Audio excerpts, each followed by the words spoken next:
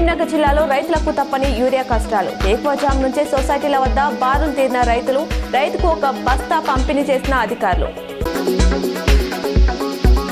హుజురాబాద్లో రాత్రి కుండపోత వర్షం కురియడంతో పలు కాలనీలు జలమయమయ్యాయి. అత్యధికంగా హుజురాబాద్లో 20 సెంటీమీటర్ల వర్షపాతం నమోదు కావడంతో మామిళ్లవాడ, గాంధీనగర్, గ్యాస్ గోడాం కాలనీ, ఇందిరానగర్ కాలనీలో ఇళ్లలోకి వర్షపు నీరు చేరింది. వరద ప్రాంతంలో అధికారులు పర్యటించి బాధితులను పునరావాస కేంద్రానికి తరలించారు.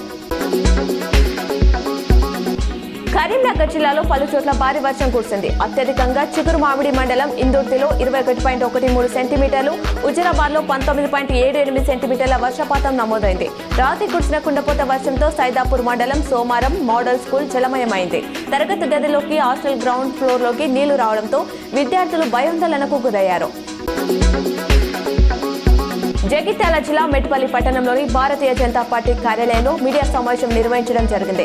ఈ సందర్భంగా బీజేపీ జిల్లా అధ్యక్షులు రాచకొండ యాదగిరి బాబు మాట్లాడుతూ ముత్తెంపేట షుగర్ ఫ్యాక్టరీపై రౌండ్ టేబుల్ సమావేశం ఒక డ్రామా అని, గతంలో టీఆర్ఎస్ ప్రభుత్వం ఉన్నప్పుడు టీఆర్ఎస్ నేతలు ఎందుకు తెరిపించలేకపోయారని, ప్రస్తుతం ఉన్న కాంగ్రెస్ ప్రభుత్వం ఫ్యాక్టరీని తెరిపించడంలో ఎందుకు డ్రామాలాడుతుందని ఆయన ఆరోపించారు.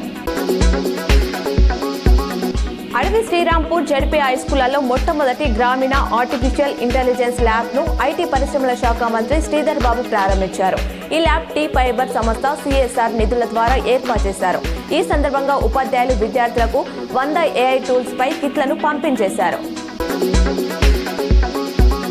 ఉస్నాబాద్ పాలిటెక్నిక్ కాలేజ్ ఆవరణలో వన మహోత్సవంలో భాగంగా మొక్కలు నాటిన మంత్రి పొన్నం ప్రభాకర్. అనంతరం ఉస్నాబాద్ లో నూతనంగా ఏర్పడిన శాతవాహన యూనివర్సిటీ ఇంజనీరింగ్ కాలేజ్ విద్యార్థులతో ముచ్చటించి శాతవాహన యూనివర్సిటీ ఇంజనీరింగ్ కాలేజ్ లో మొదటి సంవత్సరం చేరిన విద్యార్థులకు శుభాకాంక్షలు తెలిపిన మంత్రి పొన్నం ప్రభాకర్, రాష్ట్రంలోని నలుమూలల నుండి విద్యార్థులు ఉస్నాబాద్ ఇంజనీరింగ్ కాలేజ్ లో చేరడం హర్షణీయమన్నారు.